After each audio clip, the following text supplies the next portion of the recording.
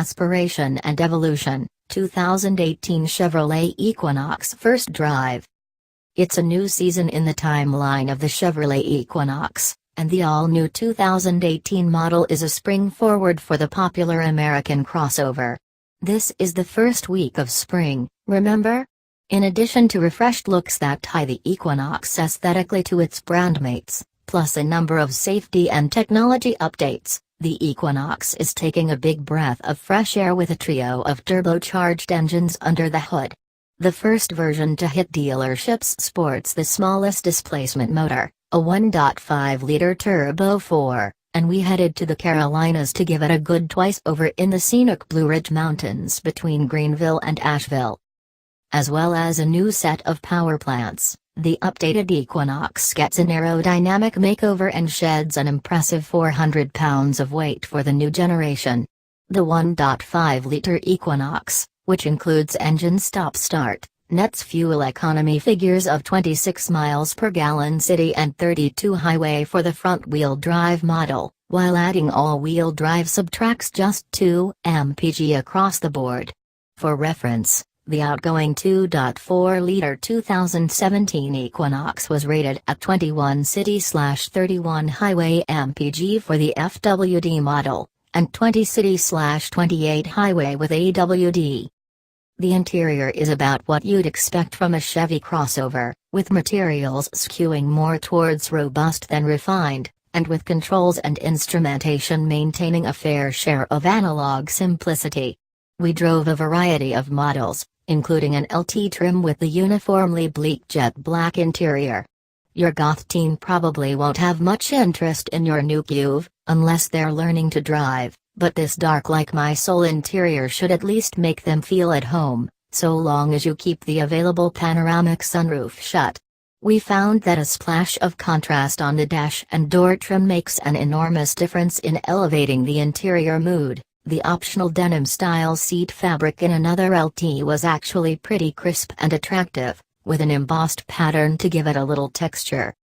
The seats in the LT are firm and supportive, though the side bolstering on the seat back might feel a little tight for a good number of drivers. Still, you won't be fighting to maintain a proper upright position directly behind the wheel when traversing tight corners. We preferred the extra bit of coziness the Premier trim's leather seats afforded. Despite its smaller exterior dimensions compared to the outgoing model, it shrinks 5.2 inches in the wheelbase, 4.7 inches overall. The Equinox is still amply spacious. Rear seats are roomy, with plenty of leg space to sit behind a comfortable driver's position.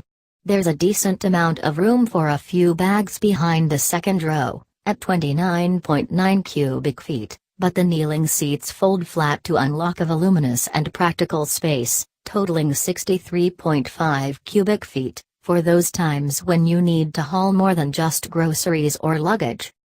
If you don't need to tow anything, the 1.5-liter turbo engine is potent enough for this car.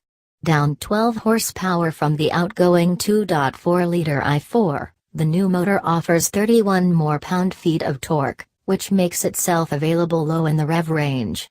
Tied to the 6-speed automatic transmission, this base motor Equinox was perfectly up to the task of accelerating up the nearly endless series of hills on our meandering drive route between Greenville, South Carolina, and Asheville, North Carolina.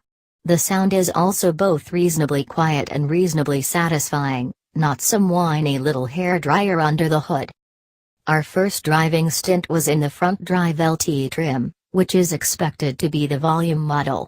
In addition to being pleasantly surprised by the capability of the powertrain, we found the car to be well poised on the undulating and twisting roads through the mountains. The Equinox LT is balanced in the turns, and the ride is pliant. The chassis felt stable and upright as weight transferred side to side and front to rear repeatedly over many beautiful miles. The LT comes with 17-inch wheels and rubber with big side walls, which complained audibly as they struggled for lateral grip. While the feeling of control through the steering wheel is sufficient, there isn't a lot of physical feedback from up front. With no sensible reason to test the limits of an Equinox in the Carolina hills, we drove it more or less how any owner would, and found it a pleasant partner.